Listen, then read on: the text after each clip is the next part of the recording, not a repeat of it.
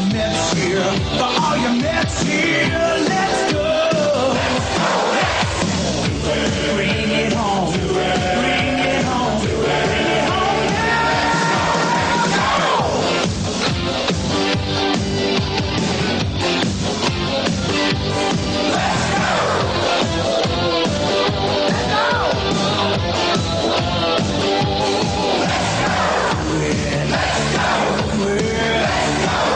make it happen.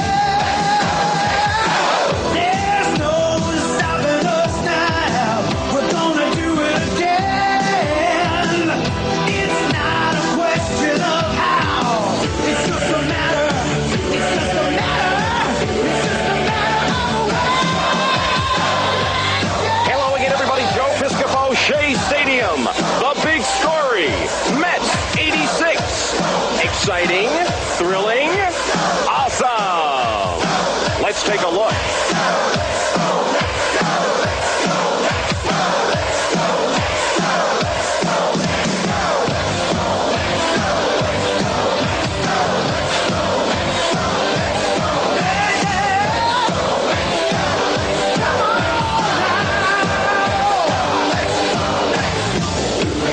Do it!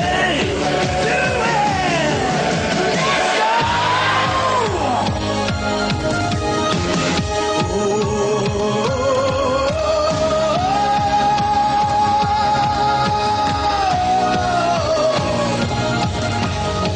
We got the teamwork to make the dream work. We got the teamwork to make the dream work. We got the teamwork to make the dream work. Ooh, we got the teamwork to make the dream work. We're gonna make it this time. We're gonna take it home.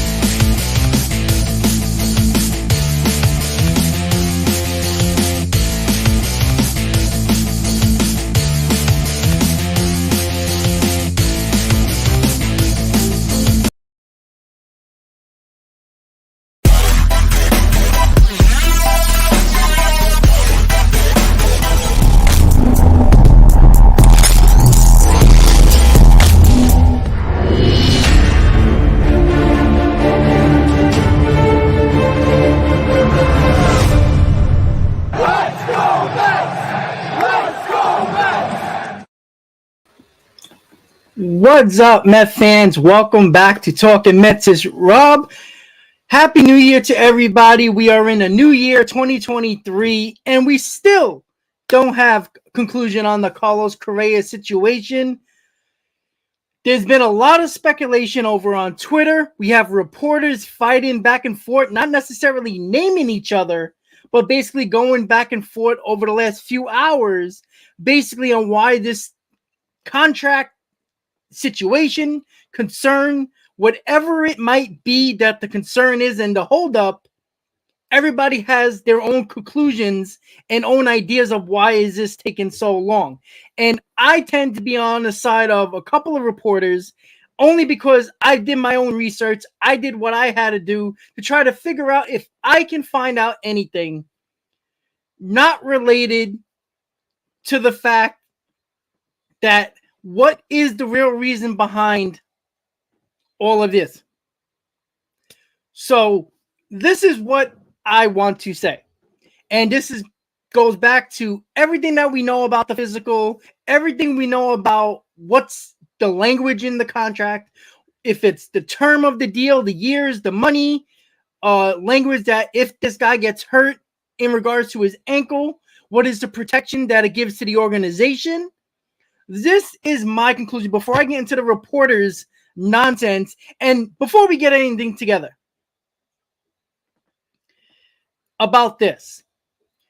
Knowing that reporters are going after each other because one person says that it's this reason and another reporter says it's this reason why the deal hasn't come to a conclusion yet, either good or bad.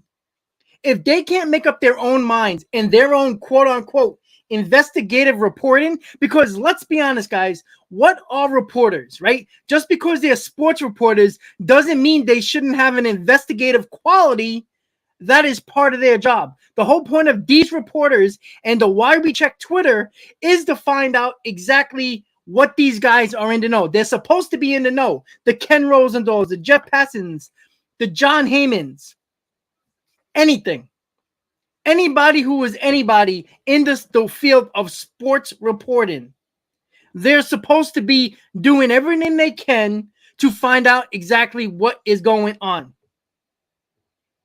So my problem is the fact that these reporters are putting their own ideas out there because they don't have no substantial information to give us. So to make a little bit of headlines, to get a tweet, to get a click on any post or any article or a retweet or a like on a tweet, they've been doing this. And we have to understand the whole aspect of the Correa deal and the agreement that happened at 2:38 in the morning on December 21st, a couple of days before Christmas. And that's one thing we have to look at. And yes, we're going to go over all the topics on the side. We're going to talk about Escobar and the trade rumors that has happened over the last couple of times. Of course, more of the Correa news. We'll get into that a little bit. If Chafin is the best option for the bullpen, and of course, a Q&A segment. This is not going to be a very long stream because of the fact there ain't really nothing going on. And it seems like Major League Baseball has frozen over ever since the Mets agreed with Correa on a contract. And ever since it's been a big holdup, it seems like Major League Baseball has been at a standstill because it seems like nobody wants to make any type of move after this whole situation has been going on. And with that said, because these reporters have nothing to report on, because whatever investigative skills that they claim they have, clearly they don't have enough investigating skills to figure this one out, at least get a little bit of information, because every report we've heard over the last week is that nothing that they've reported has been anything worth actually worrying about or being happy about. That goes for the percentage that somebody gave because of quote unquote source, right? And then we have another reporter saying, no, it's more than that. Because of the holidays and lawyers and offices are closed, it's because it is. This is what I'm going to say. And this is not from getting it from anybody. This is not taking it from any other else's sources or anything like this. I did it myself. And this is where I came to my conclusion. And yes, I do agree with some reporter, and that's a guy that I trust and that I have a good communication with, and a person that I've met many times that I respect in the field of reporting. And when it comes down to it, what I've noticed, and I told you this by the Christmas time, when I said I actually called up the offices of Major League Baseball on Monday, the day after Christmas, which is an observance holiday. For some reason, there's a lot of people that don't understand that. And when there's holidays and when there's language and when there's a lot of moving parts within a contract, especially that involves two organizations, the Major League Baseball organization and the MLBPA Union Players Association.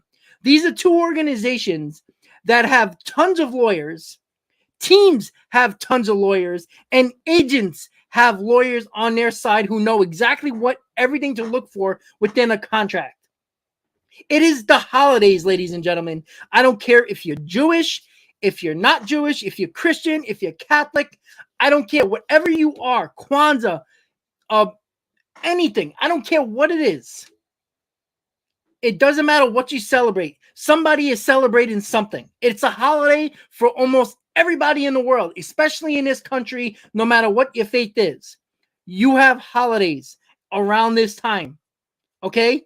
You have to understand the fact that people, lawyers, head of offices, secretaries, agents, players, teams, owners, GMs are all enjoying their holidays.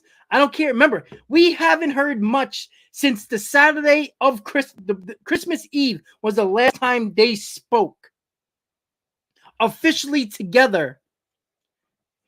And then the last bit of information that we should all care about was the fact that Steve Cohen and the quote-unquote language that was supposedly fixed up between Boras and Cohen and lawyers was sent to the offices of MLB and MLB PA. Well, within this week of Christmas and New Year's, there's a lot of people that are already on vacation. You find me a lawyer between Christmas and New Year and let me know if you're going to get anything done. These lawyers take weeks off, the whole week off, at the very least, let alone everybody within the offices of MLB and MLB PA. Even MLB store in New York City was closed today and was closed last Monday as well. So it comes down to the same fact again.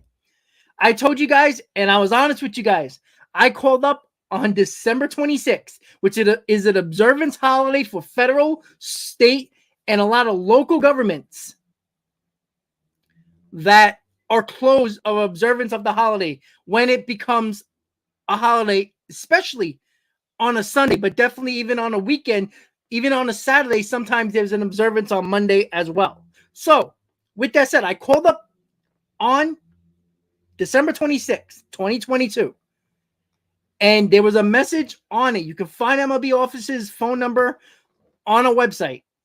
All right, I called. It went right to a voicemail or a message that's saying that they would open on December 27th, and I did it again today, guys. I did it again today. The same thing. And if you're not paying attention, have you guys turned on MLB Network? When MLB offices are closed, MLB Network is not running. All right? At least their main shows are not running. Okay? MLB Network had nothing today. No MLB Hot Stove in the morning. No High Heat in the afternoon. Nothing. So observance is observance for almost anything that's mainly focused on major holidays that are closed. Observance matters to a lot of local governments, a lot of state, a lot of federal, and a lot of these big time organizations that follow federal, state, and local observances. All right, so that's what they did. And once again, I've called the MLB offices again today.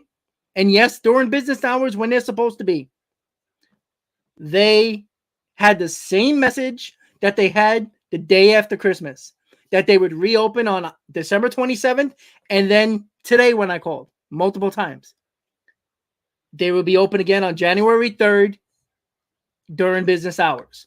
So once you have lawyers for owners and teams, lawyers for agents, players, and MLB Players Association, all these people are in observance of those holidays. They are not working during the holidays. I don't care how important that is to you and me. They have their own families and their own lives to deal with, right? They just don't stop celebrating because we want the news to come out that it's either dead or official. It's just that simple. It's just that simple. And to have these reporters, and I'm going to put up their names, Jack Ramsey and Micah Marino.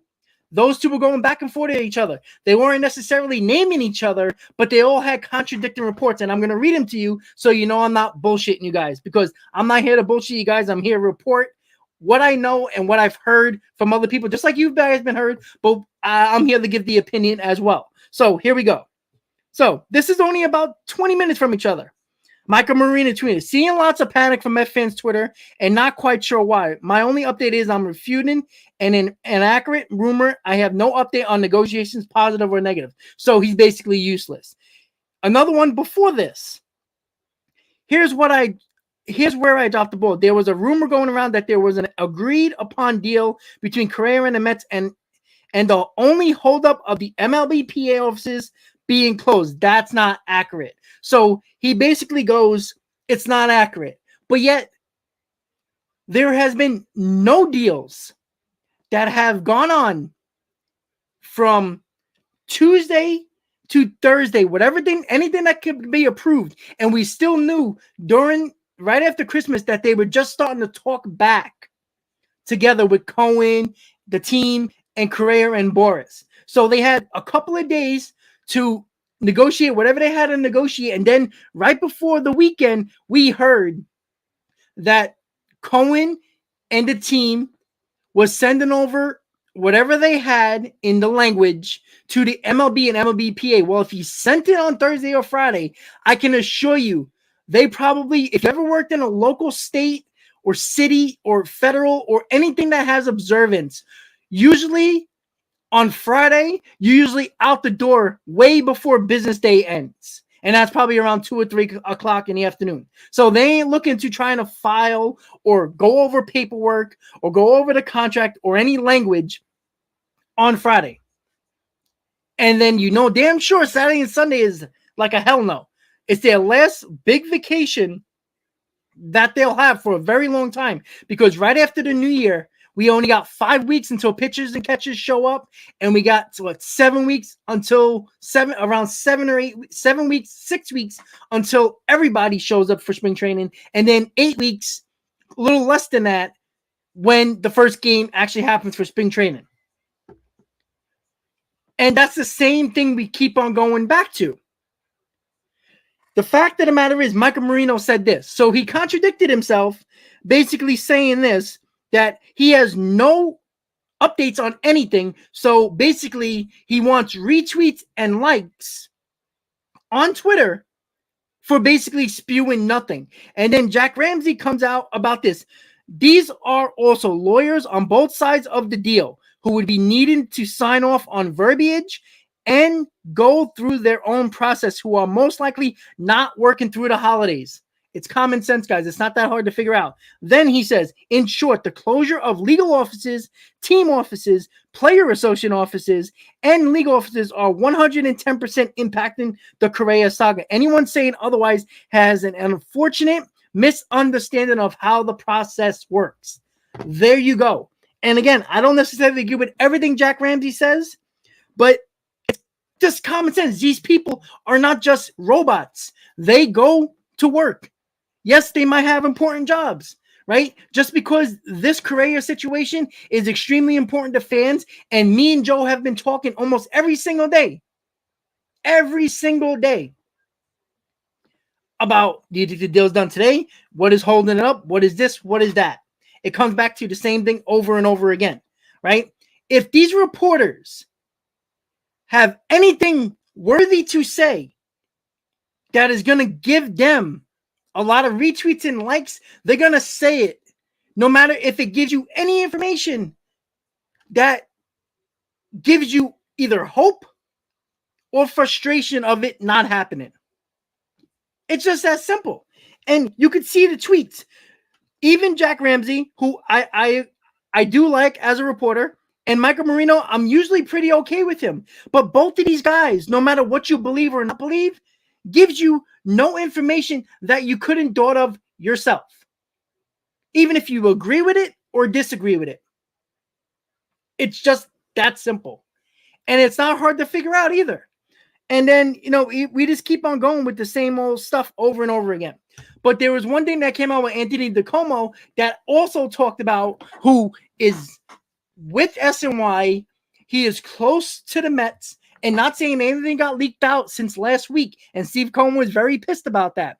And and I said this before on my last stream before the new year. I said this to everybody.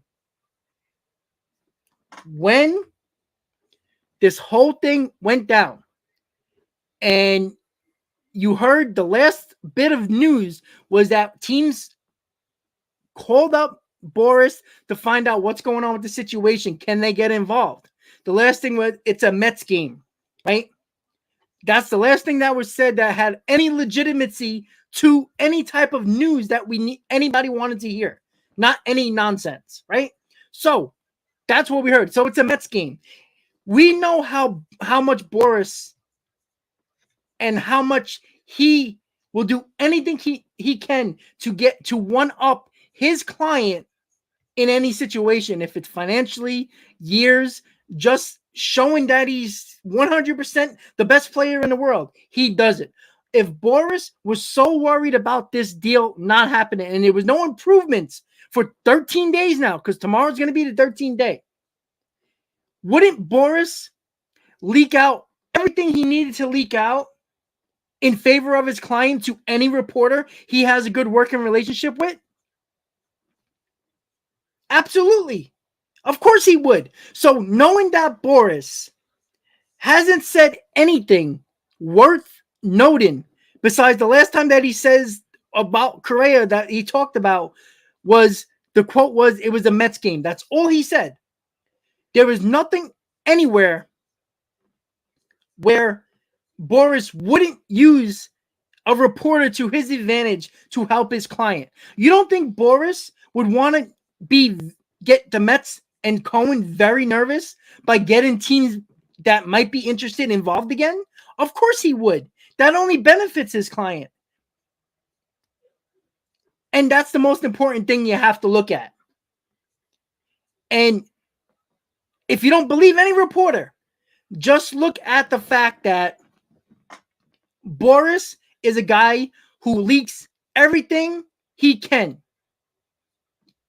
to a reporter to benefit his client. If this was going so bad, and if this deal was on the verge of dying for the last 2 weeks, we would have heard more than enough news out there, because Boras would have leaked everything and his mother to get any type of leverage for his client. Knowing that we haven't heard that, and the reporters who are supposed to be the reporters in the know, who get their sources from mostly agents and some people that are in the know from teams' front offices. That's where they get their sources from 99% of the time. So if they don't get anything from the agent involved or anybody at the top of their front office list that reporters have as sources, well, they're just in limbo just like us.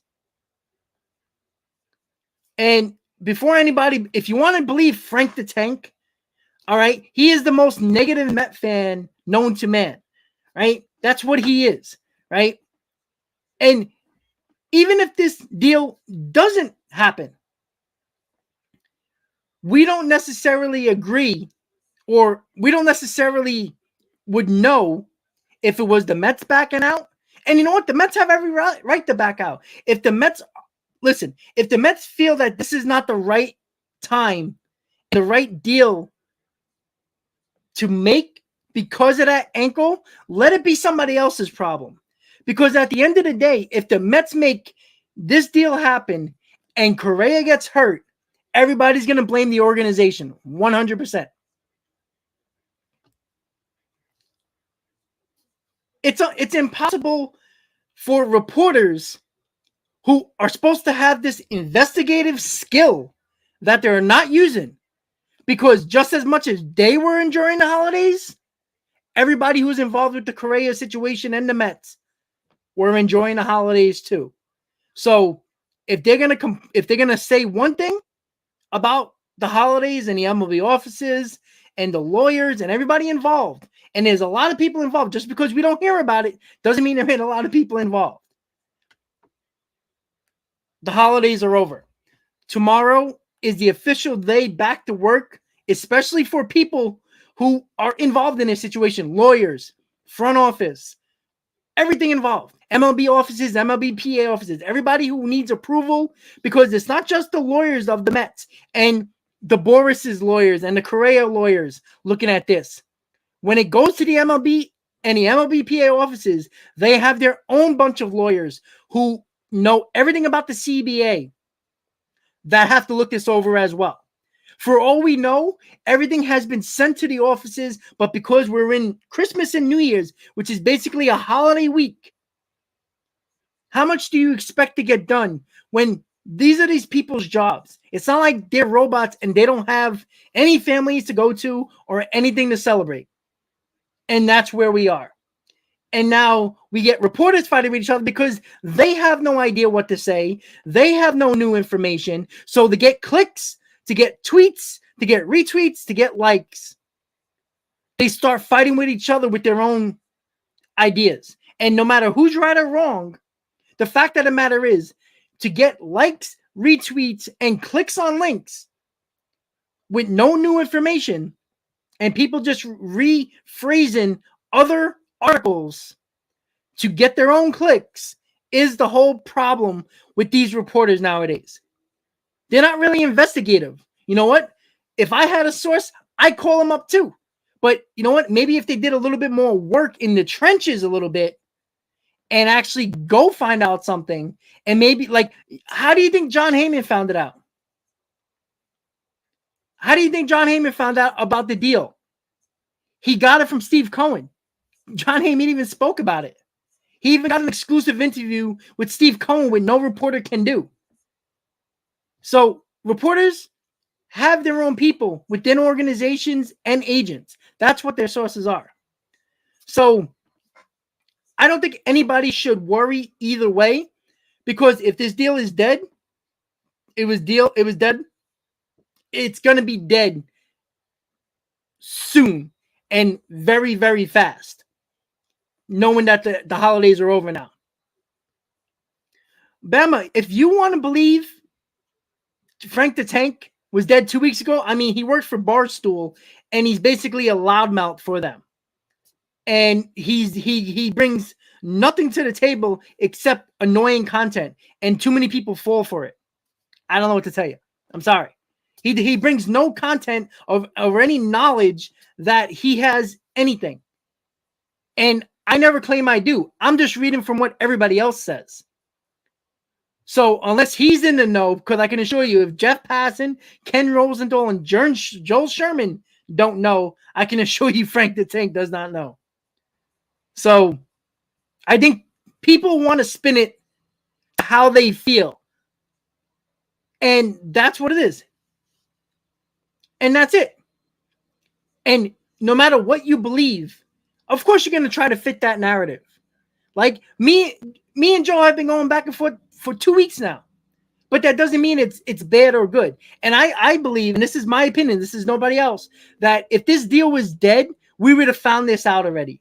So clearly, if this has been taking 12 days and there's nothing negative to find out yet, clearly Boras is at least happy with the process of the negotiation with the Mets, no matter what terms are going into it. Boras would have leaked out every bad detail possible to get leverage for his client. No, Hot Billy, why would I say Frank the Tank? Frank the Tank, that's his opinion. That's not something that he's saying it to get content. That's what he's saying. It's just, I mean, people want to act like Frank the Tank's a reporter when he's just a ridiculous, put on a big act to get retweets and views. That's what he gets. And if the deal is dead, the deal is dead. The Mets do something else.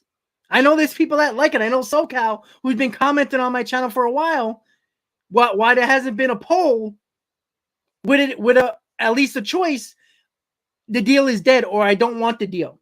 And again, for people who don't want to deal, there is no other option that is better than Carlos Correa that you can put on the table. And if you're going to give me Rafael Devers or Shohei Ohtani, then you should stop watching the Mets for the 2023 season, because that is not happening.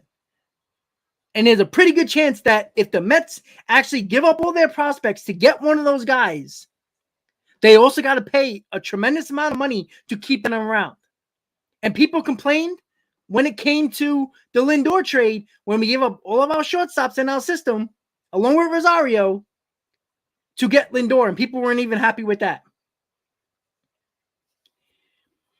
And that's the problem. If you want to trade for Rafael Devers and Shohei Ohtani, go right ahead. But if you have not been paying attention to the Mets did not want to give any of their top 25 prospects at the trade deadline to make their team better when they were one of the best teams in baseball last year. So what gives you any reason for them to trade 3 of their top 5 prospects to get any of those 2 players that I just mentioned? Because if you believe that, then I don't know what to tell you, because I don't have another answer for you, because it doesn't make sense.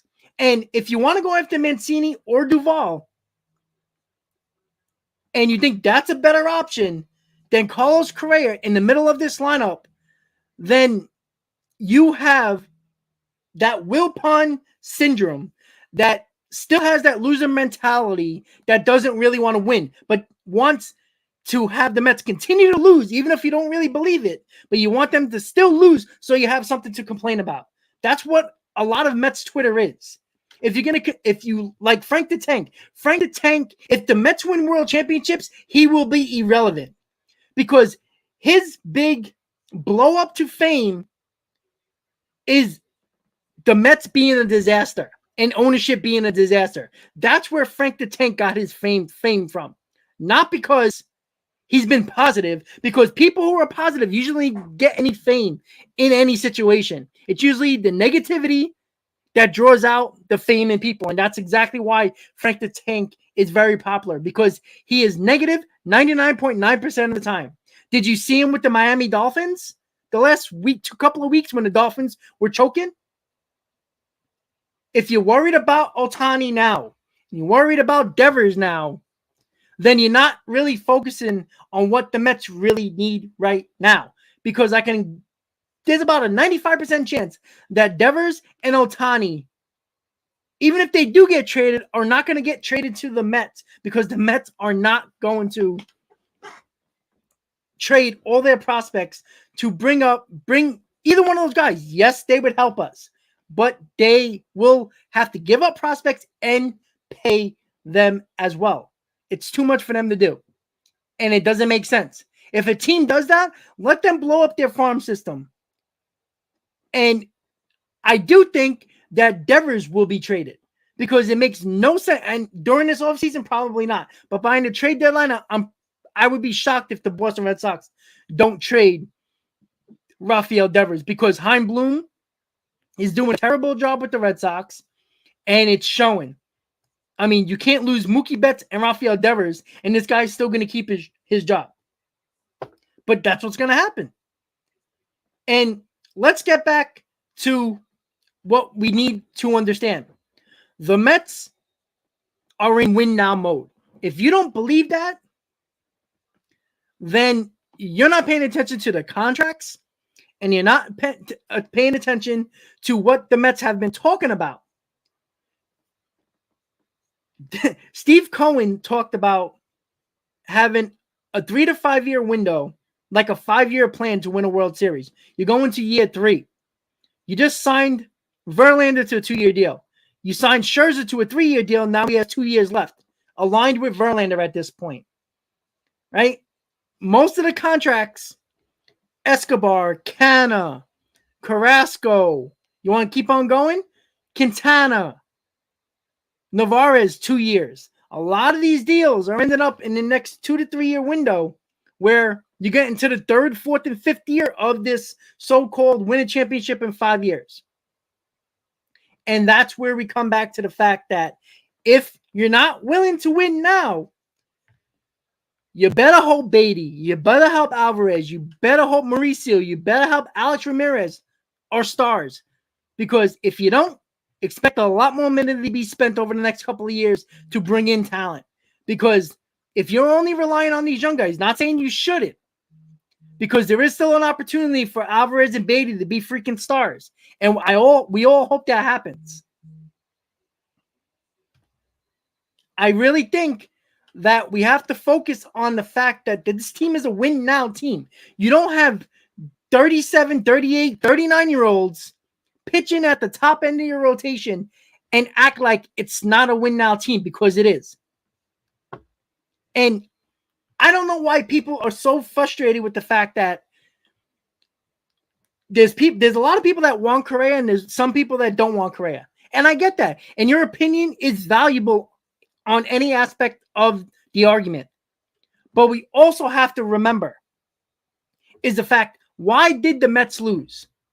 Why did they lose? What was their biggest problem in September?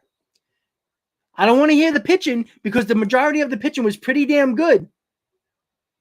Except for a couple of games. For the most part, the Mets ERA starter-wise and bullpen-wise was pretty good. Wasn't bad.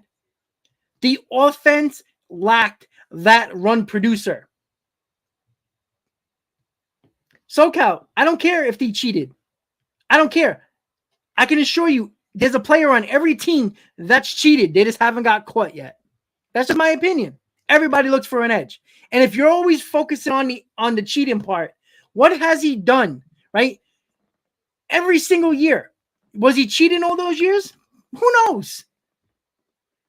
Who knows?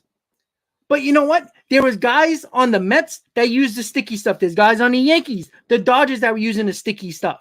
Tampa Bay, all over the place. That was cheating, right? There wasn't a rule from what the Astros were doing at the time. There wasn't a rule. Just because the Astros did it better than everybody else doesn't mean that nobody else was doing it. And I'm sure it got very quiet because there was only a few players that came out and said it. And then John Boy actually said it. So if there was players that really felt really 100% that they were cheating, and you're gonna go to the Players Association, you're gonna go to the MLB and say, listen, the Astros are cheating. We know this. But it took John Boy and his video to go viral. And that's why he's famous. Because of that. Because he scoped it out. And kudos to him. That was an excellent job. But it wasn't anybody else.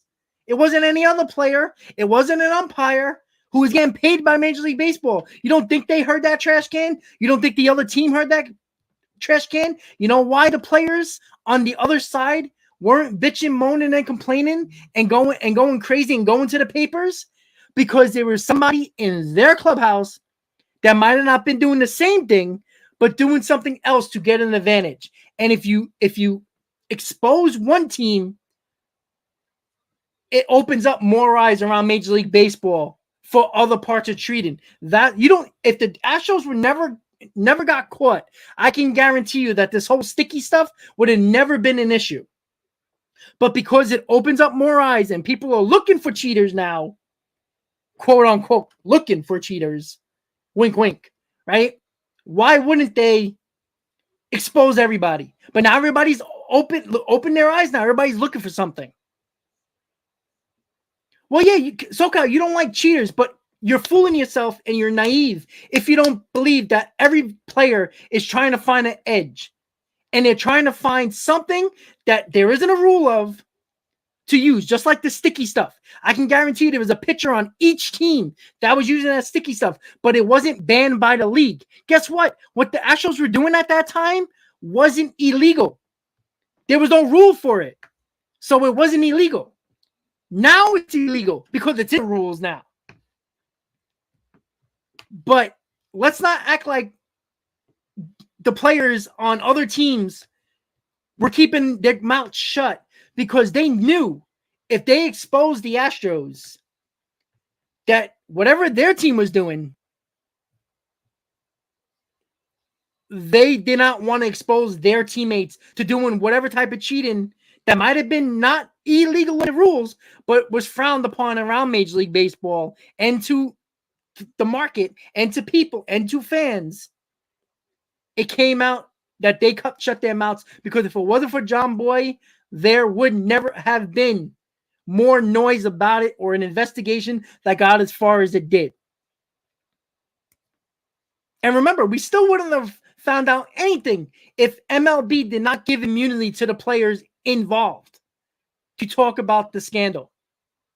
So let's not act like everybody up in arms that played the Astros, right? There was a lot of teams that played the Astros during those years, and specifically in 2017.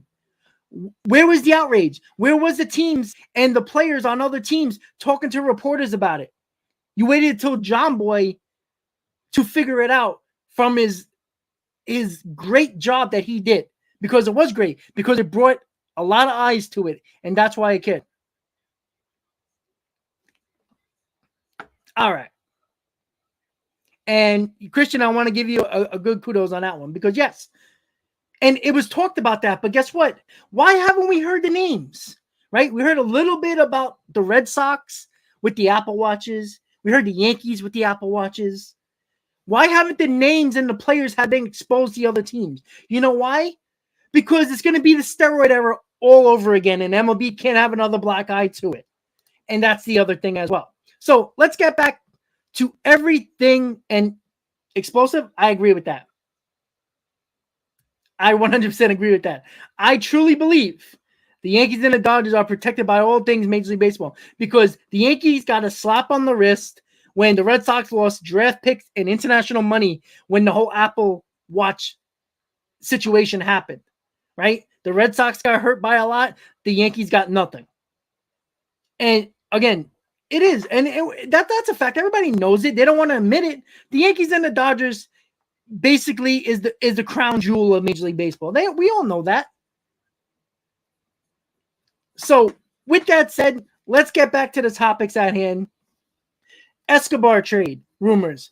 There was a couple of reports that the Marlins and the Mets were in talks about trading Escobar to the Marlins. We don't know the details. Nobody really knows what would have been involved in that deal. But before the Marlins, until they signed Gene Segura, the Marlins were in talks with the Mets about Eduardo Escobar. Now that's a little shocking, considering the Mets do need a space on the 40-man to add Correa to the 40-man roster if they do eventually sign him. And that's why I think this trade, these talks are interesting, because the Mets, why would you trade one of your third basemen that can potentially DH and that could have a spot on his team if you didn't use that for a roster addition or spot that you need on your 40-man? And then it comes back to, it's like, maybe this Correa deal is agreed upon from the Mets, and this new renegotiated one is agreed upon by Boras and Correa and the Mets. And whatever was sent to the MLB offices and the MLBPA is waiting to get approval and waiting to get their lawyers on it as well. And you got to remember, guys, it was the holiday week. So that's why when this Escobar news came out, which was prior to the New Year holiday, when they were in talks, and it didn't go through, and that's why the Marlins signed Gene Segura, kind of makes sense. And it was like, oh, okay, you make room on that roster spot in that 40-man roster, and also you give room for Correa at third base, and now Beatty is kind of that guy that can play third, that can play left. It's a guy that can play multiple times a week, depending on how good he can actually be in that situation that he might be in. And again, when it comes to Escobar, I think he's going to be fine. You know, as bad as he had, he still hit 20 home runs, and he had a great September. I think there's still something left in there, and I think it would be a negative if the Mets trade Escobar, because I think you can use him. And I still believe this. If the Mets do officially sign Correa, I don't see why Escobar is not the everyday DH. He's a switch hitter, so it takes away that stupid platoon that never works at the DH with Vogelback and Ruff. Lefty-righty combination doesn't work for a long period of time in baseball. Name me teams that could constantly do platoons at the DH. We can look at the American League for years. Either they had one guy who was always the DH who performed well, or they left that DH spot to give their catcher a day off. Big bats in a lineup that they take them off the field and put them in a DH spot. So you use it as a rest day on the field for those players. You never see platoons. The Mets try to invent a new wheel here, and a guy like Dominic Smith, who still hasn't been claimed from any team, signed with any team. J.D. Davis, who was on the Giants now. Ruff is garbage. Vogelback is hit or miss. Either he hits a home run or he does not do anything with the ball. And do I think Vogelback is okay? Sure. But if you're going to rely on Vogelback as your DH, who can hit lefties, by the way, so anytime there's a lefty in there, he's not going to be in the game. So that's why Vogelback isn't a guy that you can just put in the lineup and say, okay, he's going to be good. Well, he can't hit lefties. He's terrible. And then when he faced righties mostly, he's still a 213 to 220 hitter in his career. So where is that getting us? That's getting us to the same lineup that we had last year. Well, Jason, I already said this. I think Beatty's going to be a better overall player than Alvarez. I think he's going to hit for average. You know, he's not going to hit 35 home runs probably. You know, 20 to 25, yeah. But I think his intangibles as a player, I think is going to suit him very well in Major League Baseball. Again, the only reason why Alvarez is getting all this hype as the number one prospect in all of baseball is because of his bat, because his damn sure isn't about his defensive capabilities. Because what makes no sense to me, when you talk about a 5'2" player, that's a guy that I think as a number one prospect in all of baseball, not just the guy who can hit the ball.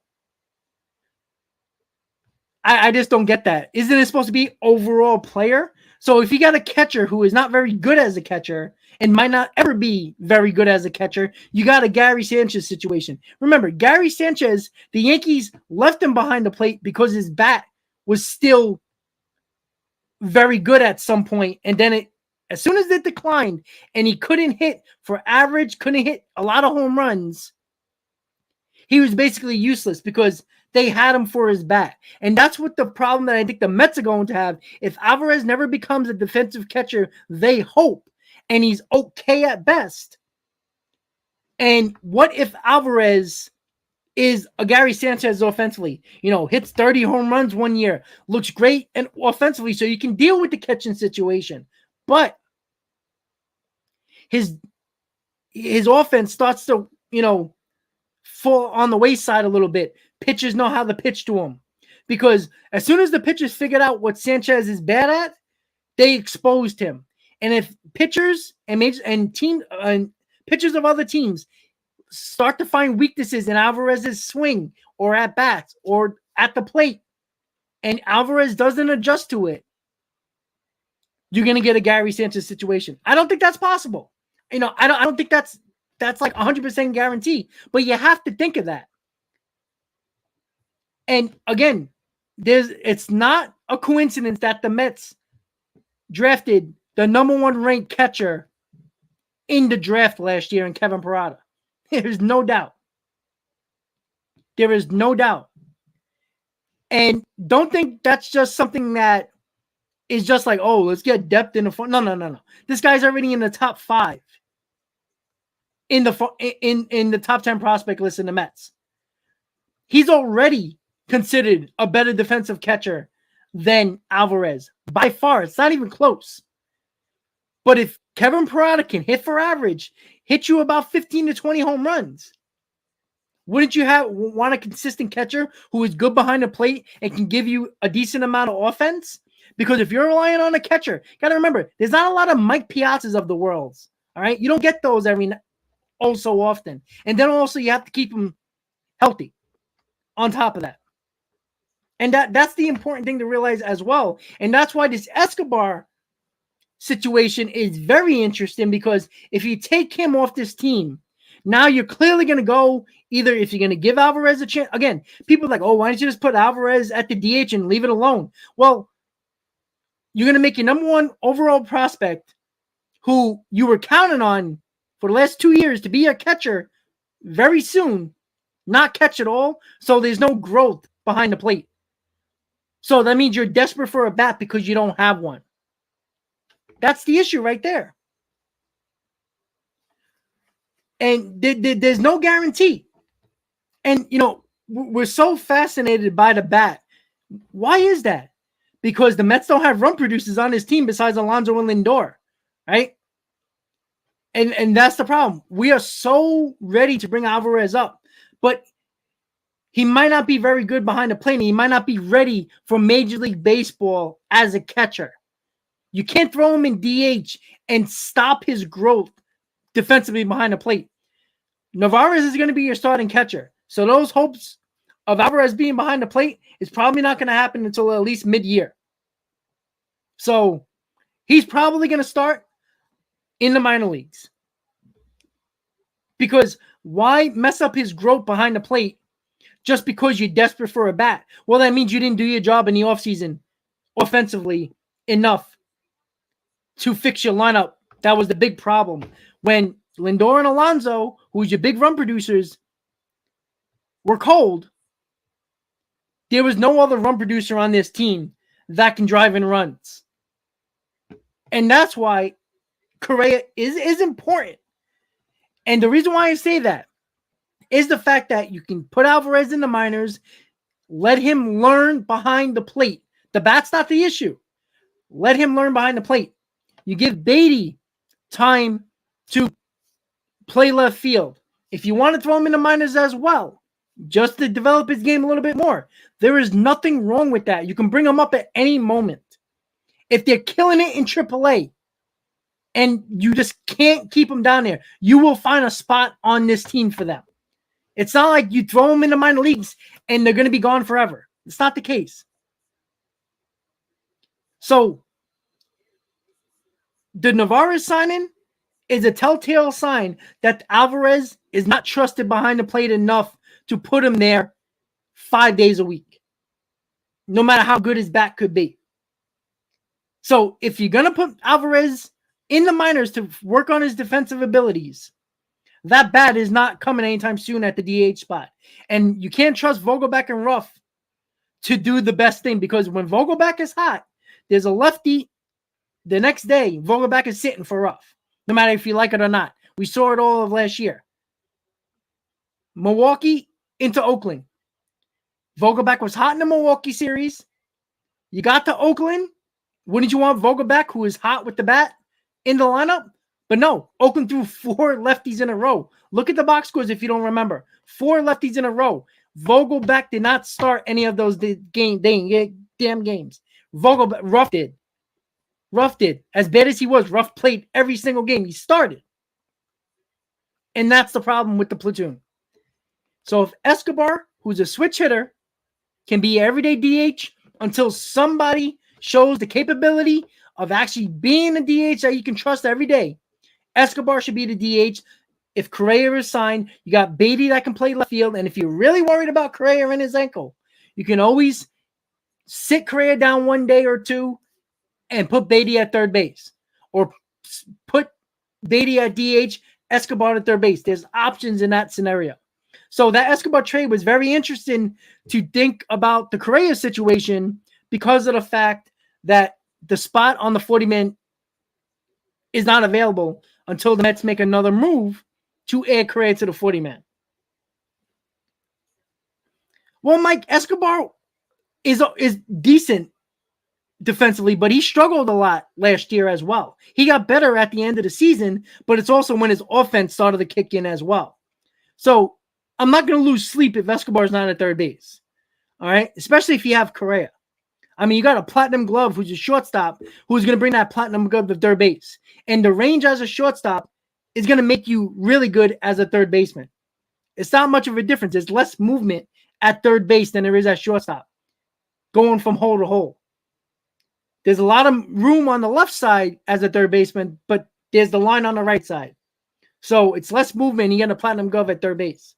So if it's Correa, I'm not too worried about it. Look, if Escobar's the third baseman, Escobar's the third baseman. I'm not going to go crazy if Correa doesn't happen. But you better not bring Vogelbach and Ruff as the DH and expect Met fans to be excited about that. All right, so we're going to get to the bullpen now. The bullpen. Is Chafin still the best option for this Mets bullpen? I know we talked about Hendricks, but we haven't heard anything about any trade with the Mets and the White Sox ever since the Correa situation happened with the Mets. Rob, he was an outstanding third baseman. He had problems last year. He got better when the year went on. Listen, I'm okay with Escobar at third base. I'm not going to say I'm not. But let's not act like Escobar was the third baseman like he was 6-7 years ago, because he's not. He lost a little bit of movement. He's getting older. But Would I be fine with Escobar? Absolutely. But if Correa is there, Escobar is gone at third base. You're going to put him at the DH spot, or you're going to use him in other aspects of, defensive replacement or a bat off the bench. I don't know. We'll see. Again, it gives you Mets options. It's never bad to have options. The reason why the Mets were so good last year, because they had depth on their team in the first half before everybody's starting to get hurt. The depth was what carried this team in the first half and why they were so good. And I think the Mets got to continue that and not just rely on the 9 that are in the lineup every day and totally neglect the bench, because that's going to hurt your team in the long run. And yes, so Chafin in that situation, I like Chafin. I think the Mets should get another lefty with Rayleigh. I think that makes a lot of sense, especially with the 3-batter rule as well. You always want that. You don't want to use one lefty and then you have none later in the game if you need it. I think it's important to actually have 2 lefties, and I think the Mets neglected that because Shreve and Rodriguez was just terrible. I mean, Rodriguez got a little bit better, but not as good as we wanted it to be. He gave up enough home runs to lefties, and it was terrible what the Mets did. All right, guys, hold on. We're getting a tweet. Let's see.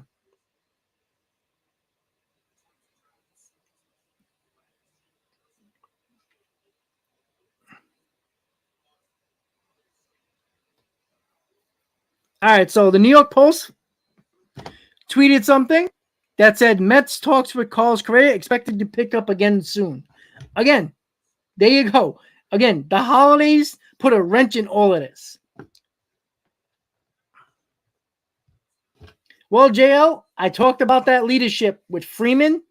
I don't care about, look, stats are important, but when you get punched in the mouth, can you get back up? And the Braves never did. And yeah, I listen, and now you lose Swanson, 2 guys that were vital to your 2021 World Championship. And let's be honest, Swanson was a big part of why the Braves won the division. You see what he did to the Mets last year? Killed us. And yes, going back to Chafin, I think that would be a good thing. I know somebody put on the tweet, in the chat about Robinson can get out lefties. Absolutely. But if you're gonna save Robinson for the 8th inning, he's gonna be your bridge to Diaz.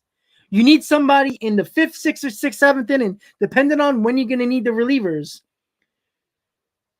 as a lefty, not just Rayleigh, but if another situation comes up, if it's a tie game and you're not going to use Robertson yet, you want to hold them on, and you need that lefty, another lefty, Chafin's a good idea. Now, there were some people talking about Michael Fulmer. I guess that's still an option since he is still a free agent. And the Hendricks, I think the Hendricks would be the best option out of all, but you do have to trade for him. What do the White Sox want from him? There was talk about, before McCann got traded to the Orioles, was McCann and Vientos, and then we heard the White Sox like Mauricio straight up for Hendricks. I don't know if the Mets are going to do that. I'm like a little more than 50-50 on that aspect of I would trade Mauricio for Hendricks, considering the fact that you can just put this bullpen on another level and you don't have to rely heavily on your starters every single game to get the job done. But hey, that's up to a debate for sure. So we'll see. And I think the Mets are going to get another bullpen arm, no matter who it is, in a trade or in free agency. But they do have to get this Correa deal figured out, good or bad. And that's the most important thing when it comes down to it. Can the Mets, and in my opinion, this revolves all around the Mets. The Mets, now, if talks are going to pick up after the holidays this week, listen, if I'm the Mets, I'm giving Correa an ultimatum. Listen, we figure this out by the end of the week or we're done. Walk away and do something else, because it's only going to hurt you later in the offseason. And we're in January now. We're only, 6 weeks away until pitchers and catchers report. You can't be figuring out what you're still going to do with another bat in it, because you need another bat. If Cohen went out and said it, that Correa was the missing piece, that was the bat he needed in the lineup, then if you don't get Correa, well, you're going to still need another bat. It's not going to miraculously appear. So your options are Duvall and Mancini. Again, not terrible options, but it is a downgrade from what Correa could be in that lineup. Well, Mike, I don't think Mauricio is untouchable because let me know where you're going to find the spot for him, because they played him at third base in the Dominican Winter League, and the Mets are trying to sign Correa. Now, if they don't get Correa, now we have something to talk about with Mauricio. But if you get Correa, that whole left side of the infield is done for 10 years. So Mauricio is not playing there. All indications are the Mets are going to try to extend McNeil and Alonso either in the middle of this season or during the next offseason. So your infield's basically kaput. Left field, if the Mets are really serious about Beatty can play left field. He done it in the minors. So left field is out from Mauricio. You just signed Nimmo to an 8-year deal. So center field is out of the question. So right field's the only spot Mauricio can possibly play. And this kid never played it before. And they never put any indication that they're going to throw him in the outfield. So I don't know. And I think you have to give him an ultimatum. The Mets are the ones giving him the money. Give him an ultimatum. End of this week, we figure it out, or we stop wasting both of each other's times and go about your business.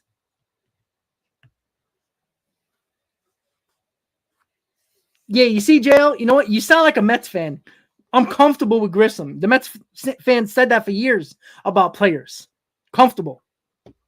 Right? People are comfortable with Escobar at third base, but you could have better. Right? You know, I like how fans, and this goes for Mets fans as well, including myself, that when a player leaves and they obviously going to get replaced by another player, we find a narrative that says, oh, well, I'm okay with that. Yet you're losing a guy who was vital to your 2021 World Championship and was really important last year. Why the Braves beat the Mets' ass in the last 3 games against each other. Swanson was a big part of it. Every time Swanson came up, he did damage. And again, it's not like the Braves are going to go from 101 wins to 80. That's just stupid to say.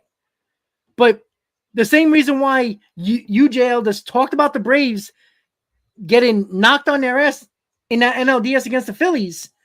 Well, I even said to you, I think Freeman was a huge loss.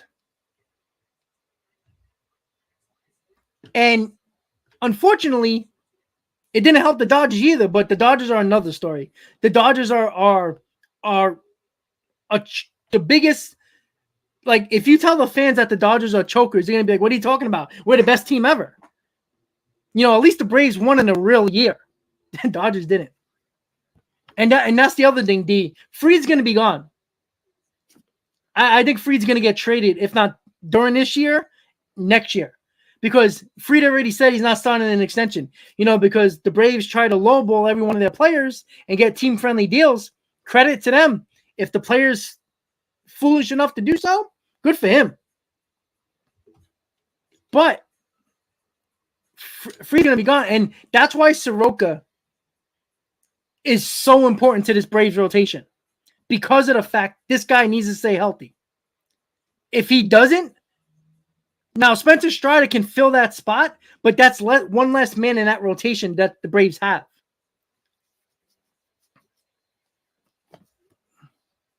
Well, Hector, to your lips, to God's ears. Well, Danny, I don't think it's Correa or bust, buddy. I just think the fact of the matter is, it's not even Epler. This is all Cohen. This is Cohen's baby. This has nothing to do with Epler.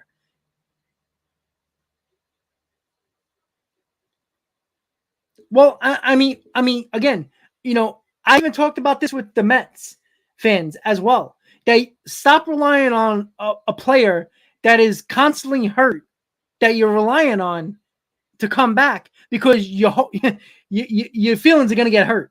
And that's the same thing that I say to Brave fans when it comes to Soroka. This guy barely can keep his Achilles attached. He was walking in the clubhouse and he tore it again. Like, any wrong move, God forbid. And I never want to see a player get hurt. I don't care if it's my team or not. That was disgusting what happened to Soroka, and he was pitching against the Mets. But don't rely on that. So I do think the whole thing with Correa, it's not Correa or bust. To go back to the other question in the chat, it's not about that. It's the matter of fact, it had nothing to do with Epler at all. This is Cohen.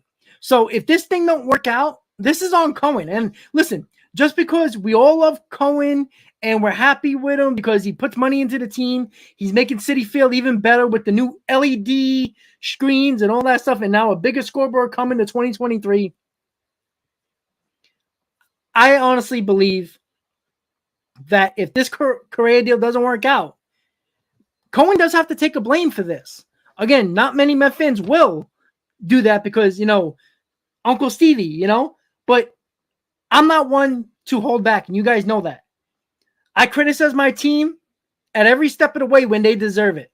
And I think that's why you guys keep on coming back, because I don't preach positivity at every moment, at every turn, because one, that's not fair to you, and then I'll be lying to you guys. The day I'm 100% positive when criticism is warranted, I'll end this channel because it's not fair to you guys. And there's a reason why there's over 1,000 subscribers that are not Mets fans that keep on coming back. Because as much as I criticize my team, I will critique other team as well. But I also give credit where credit is due. So I give credit where credit is due. Like, you can't put any positivity to way the Mets season ended last year. If you do, you're completely insane and have no idea what you're talking about. There's no positivity. The Mets were god-awful. They choked away the division when they had every opportunity to win it. They went into the playoffs basically feeling sorry for themselves that they weren't division winners. And basically, before they even stepped on the field, it felt like they were going to lose in that Padres series. Well, he wasn't right, because he also said last year that the Mets were going to get Scherzer. The Mets would never get Verlander, right? He wanted Rodon. So, but it is what it is. Every opinion is an opinion that you have a right to say, even if you're right or wrong. Well, Annette, I don't think he's being a diva. He's being a Boras client. And listen, if you think Correa should take a lesser deal, of course you're saying that because you're a fan of a team who would like him for less years and less money. But he's not going to do that, guys. He's not. Unless he negotiates it down where it benefits him more, because if the years are less, the average annual value will be higher per year. Well, John, I agree with that. But if the Mets get Correa, the Mets bullpen is better than every other bullpen. Rotation, I mean, I don't like the Phillies rotation as much as everybody else might like it. Again, I think Nola is, if he's in actually a really good rotation, he's the number 3 at best. Wheeler is the ace of that staff. Walker in the bandbox in Philly is not going to be as good as he was with the Mets. I think Walker fits the Mets rotation better. Walker will be better in a bigger ballpark. He's in a much smaller ballpark that has a wind tunnel that has a propensity to drive balls out of the ballpark. That hurts Walker. He gave up a lot of home runs as a Met. He had good ERAs, but that was because he pitched in a bigger ballpark. And the Braves rotation, they're relying on Fried, who is a really good pitcher. We all know that.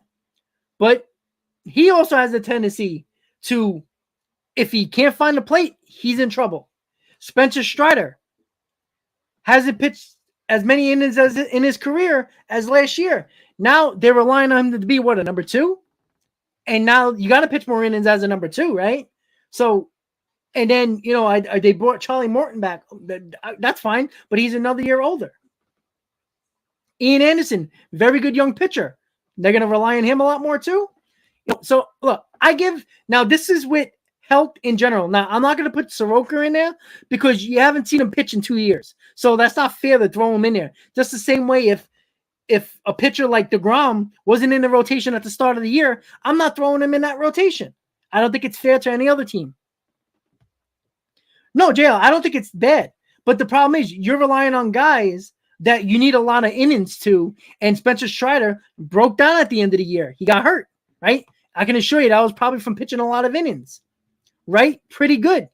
He looked awesome in the postseason, but you're relying on guys that you have to rely on the whole year. And look, things can work out for every rotation. And then it will come down to the offense. I mean, that's obvious. But I do think the Mets have been more improved as an entire team than other teams in the NLEast. Now, I'm not going to go with the lineups here because I don't think it's fair to say that the Mets have a better lineup than the Phillies or the Braves, because that's not fair, because it's not true, even with Correa. Now, the Mets can be deadly because if they get on base like they did last year and you add another run producer to this lineup, the Mets can be hard to beat, because they were hard to beat when they weren't hitting a lot of home runs, but they were getting on base, putting pressure on the defensive. And let's be honest, the Mets were winning by putting the ball in play and making the defense of other teams make mistakes. And that was why the Mets were so good. So if you add run producers to that lineup that puts pressure on the defense as it is, the Mets will be hard to beat. But let's not act like the Phillies and the Braves lineup is not a juggernaut and that can just hit home runs over the wall all day. But you saw what happened to the Braves last year when they didn't hit home runs. They did not win. And their record against 500 teams until the end of the year wasn't very good. They had trouble with 500 teams. And the one team that wasn't very good most of the year, in the Phillies, the Braves had a hard time beating. But yet the Mets beat the Phillies a lot. Like, it's crazy how baseball works, but that's why we love it. John, I wouldn't be against that. Escobar and Beatty. Why not? You know, I wouldn't mind that. Yeah, Bryce, but you know what? I know he had a bad ERA, but Spencer Strider got hurt at the end of the year, and he came back. And listen, you give him all the credit in the world, because I don't think he was healthy pitching in that postseason. And I think, you know, the same reason why I think Scherzer pitched with that oblique injury and didn't give himself enough time to heal, I think it affected Scherzer, and I think it affected Strider. But the way I see it, if you go onto that mound, I don't want to hear about an injury. If you're that hurt, don't pitch, because all you're doing is hurting your team. But you give credit for those guys to go out there and pitch. And, you know, they struggled, Scherzer and Strider. But he also hurt his team. Both players did. If you're hurt, stay the hell out. That's the way I see it. Because all you're doing is hurting your team.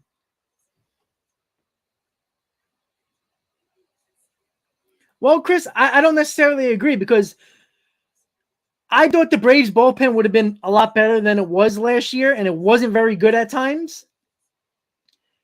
And, you know, I know Iglesias as their closer is going to be pretty damn good. So I you know, with Diaz and Iglesias, Diaz, you know, is really, I mean, he was a great best closer in the game last year. But the Mets improve their bullpen. The Mets have the depth that they didn't have last year. The Mets struggled to get a bridge to Diaz. If you look at September last year, the Mets couldn't get the ball into Diaz's hand with either a tie game or the lead a lot. The bridge wasn't there. As good as the relievers were for the Mets, the few that were good, you know, and Ottavino and Lugo, they were pretty damn good. The problem was they couldn't still give the ball to Diaz in a situation to end the game. And that was the Mets' big problem as well. The offense didn't help, but we didn't have the constant protection and the bridge to get us to Diaz. The Mets have multiple guys now that can be the bridge.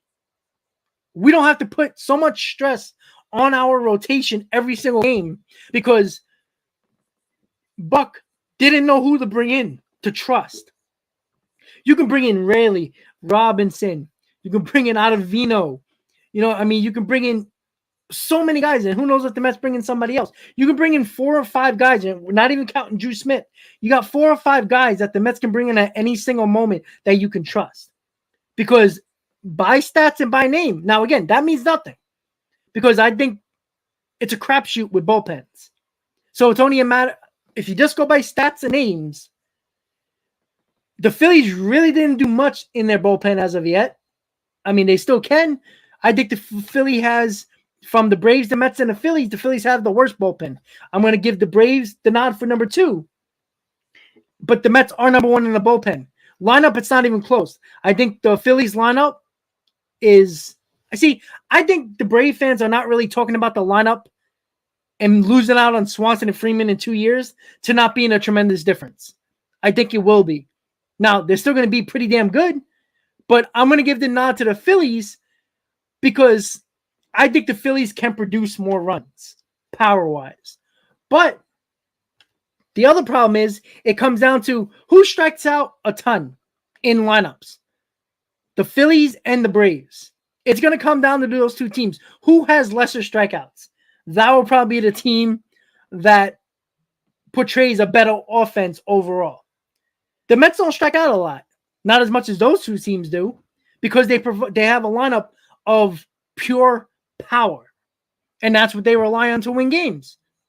I don't see, I don't think there's a scientific way of saying there's one way to win ball games and win championships, but you do need a combination of both. And I don't think the Braves and the Phillies have enough of those intangibles to score those runs without the home run ball. The Phillies getting Turner is going to help that situation, but the Braves did lose Swanson, who was a big part of a guy getting on base as well for those power guys. But we'll see. Again, just because the names are different doesn't mean it's not going to be worse for one team and better for another. That's the best thing about watching 162 games. We have no freaking idea. We can guess all we want, but always in every year we'll be shocked by something, good or bad, for any team. So let's finish this up by saying, and I'm sorry, I'm trying to look at all the comments. Yeah, and that's the other thing, Jail. The Phillies going to miss Harper for a couple of months as well. And look, that hurt him a lot last year as well. There's no guarantees if he played or not, Harper, last year, that the Phillies would have been better off record-wise. Who knows?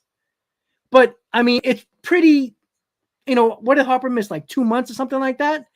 If Harper plays 10 to 15 more games, I mean, there's a pretty good chance that they win 90, 91 games, maybe 92, maybe even a little bit more. You don't know that. So, again, we can come to any conclusion we want. Everybody's, if you take a step back as a fan and look at the overall teams, anybody can win this division from those 3 teams. Like, I don't think anybody would be shocked that the Braves win the division or the Phillies or the Mets. It's going to be a battle, but it's going to be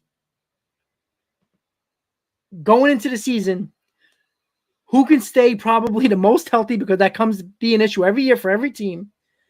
And with these head-to-head matchups that are lesser with this balanced schedule, it goes from 19 games to 13 games head-to-head. It's going to be important to win those division games, especially there's the chance that all 3 teams could probably be in the high 90s because you don't play your teams as much in the division. There's more of a likelihood of teams being a lot more closer in record-wise in the high 90s in your division than you actually have prior. All right.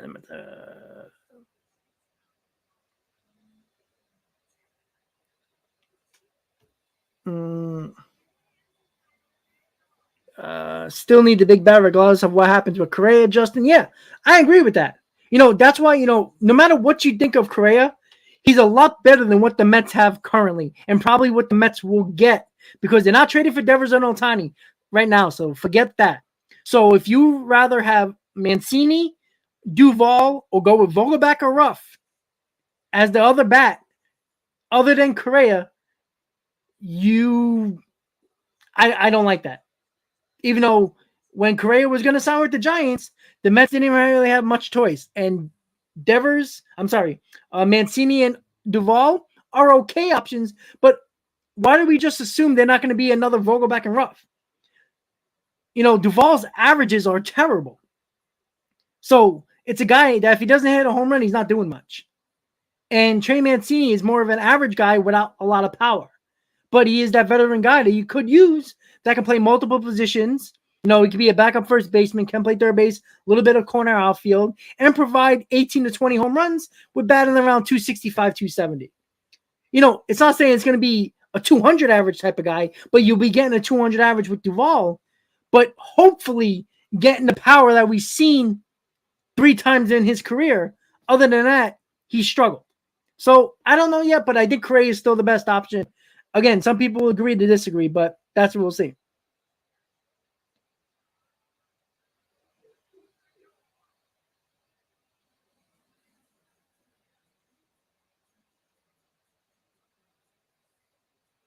Carl, if that's what you heard, I don't know where you heard it from. Maybe I could be wrong. I haven't looked at Twitter. But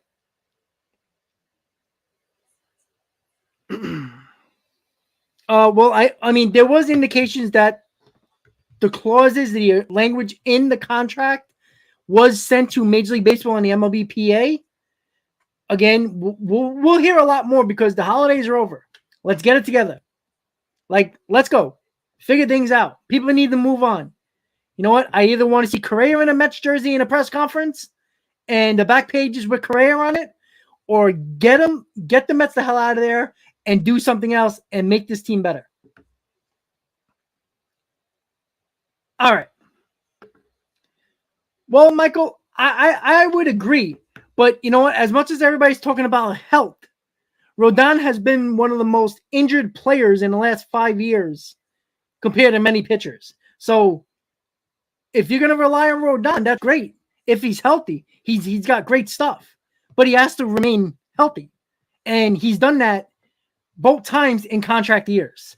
So pay attention to that. That's a little worrisome. Same thing that goes for DeGrom in Texas as well.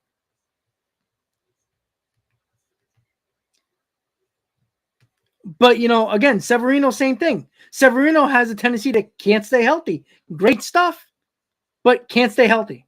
You know, Cole, no matter what you want to say about him, he goes out there every 15 and pitches. But you also have an ace that has, what, a 3.3 ERA, 3.4 ERA in Cole. So, but again, if the Yankees and the Astros aren't the 2 best teams in the American League, somebody did something wrong.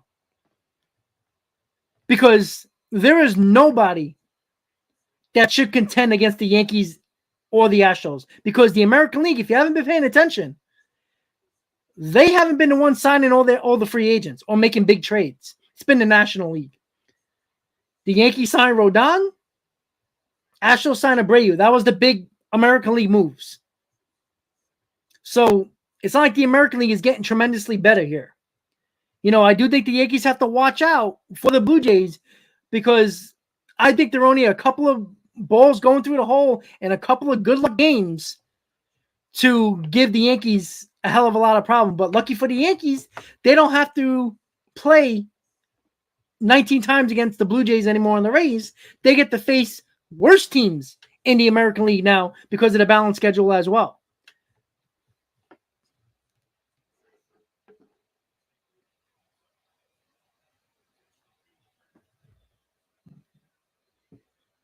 Well, yeah, JL, the American League has been winning a lot of All-Star games, and the National League has been winning a lot of World Series. So, yeah. The American League is not always tougher. Have you paid attention? The Astros and the Yankees should be in the American League Championship Series because the American League was woefully terrible. There was nobody that was anywhere near the level of those 2 teams. Toronto is good, but until they can get over that hump, I can't put them over the Yankees. You know, the American League wins the All-Star games, but the American League find a way to not win World Series besides the Astros. And other than that, it's been National League teams for a while. And then the Red Sox, a couple of, what was it, 5 years ago or so, 4 years ago. So it's, again, no American League team has gotten better. The Yankees and the Astros, I mean, can you necessarily say they got better or they're similar to what they were last year? So if they're similar and nobody else in the American League got really much better, I mean, the Blue Jays made a nice signing by getting Bassett, so they bolstered their rotation. Can that help them? Maybe. But if the Yankees and the Astros didn't really get better, and nobody in the American League got better, how can you say that anybody's going to be in the competition? Yeah, the Astros could be watching out for Seattle, who might be an up-and-coming young team. The Rangers, who the hell knows? But the Yankees, besides the Blue Jays, the Rays always are a thorn in everybody's side in the AL East. But, the Rays took a back seat last year a little bit, where they fought a little bit against the Yankees. Then when the Yankees won that series, it seemed like it ended their chances. So, and it comes back to the fact that the National League has a hell of a lot more competition, because there is no reason why the best teams last year weren't even the two best teams in the NLCS last year, in the Padres and the Phillies. They were the two last teams in the wild card, in the playoffs for the National League. But again, it comes back to when the playoffs, if you get hot at the right time, you can be the team holding up the championship trophy. So with that said, I want to let you guys know I'm going to have my friend Mike on, who I'm going to be doing the show with on this channel every Sunday, probably 6 o'clock, starting off next Sunday. It's going to happen. So we're going to get another perspective on this channel, and it's going to be a lot of debating, a lot of talk about whatever situation is going on with the Mets offseason. And when we get closer and closer to spring training and during the season, we're going to have weekly recaps and weekly pre-weekly recaps and talk about the week ahead as well during the season. So we're going to have a weekly show with that. I'm going to have Mike on sometime this week on the Mets Hot Stove so he can introduce himself. You can ask him questions if you like, and he'll tell you about himself. And again, we already had a lot of good conversation. And listen, I'm not bringing anybody on this channel that doesn't know the game of baseball or doesn't have the knowledge that I believe is worthy of your guys' time. And because why would I want to hurt this channel, correct? And I don't want you guys to be bored at this channel. And yes, you guys, yes, we might have difference of opinions. Yes, he might have a different opinion than you guys. But I can assure you he's gonna bring good context, because he is passionate just like me. And when he gets into it, he's the guy you want to listen to. And that's why I'm bringing him on this channel. Again, the show is going to be called The Shea Bridge Show. Obviously, you guys know the Shea Bridge is prominent at Citi Field in right center field. You can walk over it. That's where you get the name The Shea Bridge. So the Shea Bridge Show won convincingly in the poll that I did, I think, during Christmas or right after Christmas. I forgot when I put up the poll. So that is the name of the show, The Shea Bridge Show, which will be every Sunday, even during the season, during the off season, and as far as we can go with it. So we are definitely going to make a big fuss of this show, because I think it's going to be good. And I think it's going to be a lot of fun. So make sure you guys look out for that. Again, Sunday will be the first official show of 2023 and of the channel. So we're going to bring a new perspective on this channel. And I think Mike will be very, very good. And I think you guys, yes, you might not agree all the time, but I think you guys will like him and his passion for the Mets and for the game of baseball. So once again, guys, we're going to be on Correa Watch tomorrow. I am going to set up a stream for Correa Watch around 10, 11 o'clock in the morning, because I think we're going to get news. Now, if the deal's done, who the hell knows? But I think we're going to get more information coming out now that everybody is back from actually doing their jobs from the holidays. So let's hope that we can all do that, be ready to go, get ready for another Correa Watch. Tomorrow will be day 13 since the agreed upon deal of $315 for 12 years. Let's see if the terms are different. There's going to be language in the contract, or a deal will be dead. We will have to wait and see. But tomorrow, between 10 and 11 o'clock, Correa Watch day 13. Come on board. Be at work. Be at home. Whatever you got to do tomorrow, check in. I'll bring all the news that you might not be able to have while you're at work or you're at school, wherever you're going. So with that said, guys, everybody, have a good night. Let's hope that this saga of the Correa situation is soon to be over, either way, good or bad, so we can actually move on with our lives, talk more about the Mets 40-man, the Mets roster, 26-man, the lineup, the rotation, and the bullpen, now that we get closer and closer to pitches and catches about 6 weeks away. So with that said, everybody have a good night. As always, let's go Mets. Thank you for tuning in to Mets Hot Stove Live in the new year 2023. Everybody have a good night. See you next time. Good night, guys.